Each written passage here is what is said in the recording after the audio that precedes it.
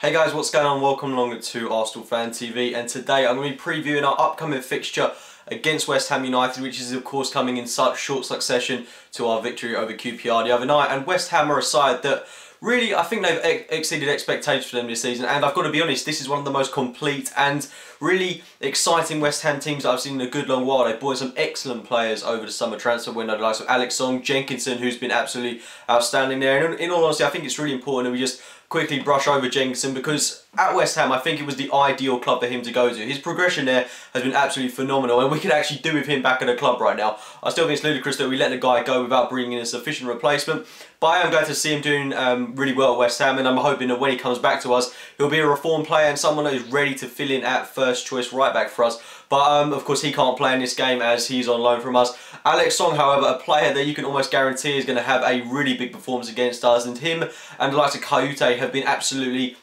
outstanding for them in midfield. I certainly think a player that as well is really good for them is certainly Mark Noble. Kevin Nolan's a player who, although he's their captain, I do think he's a little bit past it, but certainly Mark Noble, who is an absolute spearhead in their midfield, I certainly think he's going to be a pivotal figure in this game. And we've actually got a really good record against West Ham United. I mean, the last time we lost to them was back in 2007, and we seem to be playing them this time every year. We seem to be getting good results. Most notably, they seem to be 3-1 victories, with West Ham scoring first and us scoring 3 goals. And then Podolski's another player that's got a really good record against West Ham. He could be a player to start this game, as we are of course without Olivier Giroud, who stupidly got himself sent off the other night, so he could be a contender to start this game, as well as someone like Theo Walker or Joel Campbell. One of those players is going to have to start this game. Going to be interesting to see who.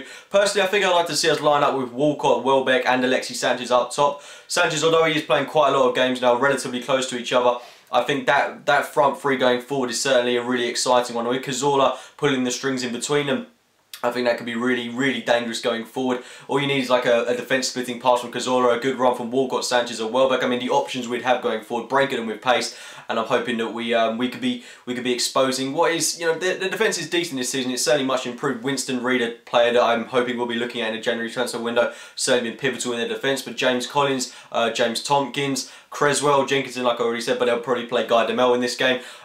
They're a good team, a very stable outfit. The middle of the park is big for them now. Everything seems to go through Alex Song, like I said, and the main concern for me in this game is the strikers. They've got Andy Carroll, who can get in between our defenders. If we play Monreal, he'll get exposed in this game. If Monreal has to play centre half, he did alright against QPR, but he didn't have a lot to deal with throughout the course of the game. But I do think if we play Monreal in this game, when he's going to be defending someone like Andy Carroll, he is inevitably going to score against us, because as we saw in games against the likes of Stoke, etc., Stoke, Swansea away, Monreal can't deal with a big physical presence. He can't deal with Bonnie, he can't deal with Crouch. I think it's going to be a very difficult game for him if we do utilise him at centre-half. But it is rumour that Koscielny could be back for this game, and if he's back, then I'm not overly concerned about what West Ham have got to throw at us. But then again, I'm not underestimating them. Enner Valencia and Sacco up top for them are absolutely incredible players. Low centres of gravity, very pacey, certainly going to be a nightmare for Per Mertesacker in this game. I would hope that it would be a big performance from him. Again, as a player that I can't really judge, as he didn't have a lot to do against Queen's Park Rangers, although he did get caught up the pitch a lot of the time in that game. That's the only real thing I can criticise him for, but I do expect a big performance from him, as I think a lot of people are expecting a reaction considering his response to the Skirtle goal against Liverpool in the other weekend. So I'm hoping a big performance from him, like I already said, and a good defensive performance. I mean, I think the way ideally I'd like us to line up is Debussy at centre-half, Chambers, Mertesacker and Kieran Gibbs at left-back. But then again, if Koscielny's fit, then put Koscielny in the middle, and I would like to see, if Chambers does play, him play at centre-half and then Debussy at right-back. I think, you know, switching them two around in the Liverpool game especially didn't really do us any favours, and I think that would certainly make us a lot more defensively stable. I think Chambers certainly has the build more of a centre-half than he does to a right-back. I mean, he's a taller guy. I mean, he has got pace about him, etc., and he is very fluid going forward, but I certainly think his best performances this season have come at centre-half.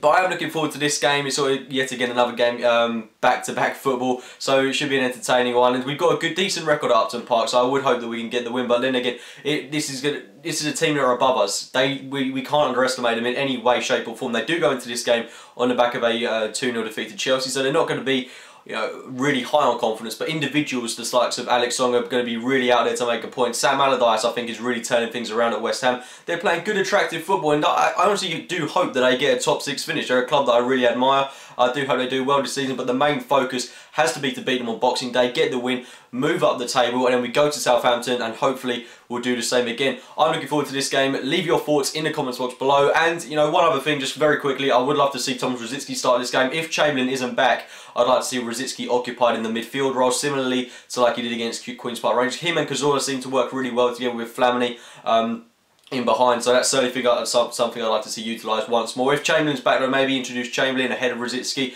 and then we'd have loads of pace going forward in Chamberlain, Walcott, Sanchez and Daniel Welbeck. But I'm looking forward to seeing what team starts the game. Like I said, leave your thoughts in the comments box below. Subscribe to Arsenal Fan TV, as well as check out my own channel, AFC Game by Game. Like the video if you enjoyed it, and I'll speak to you later, guys.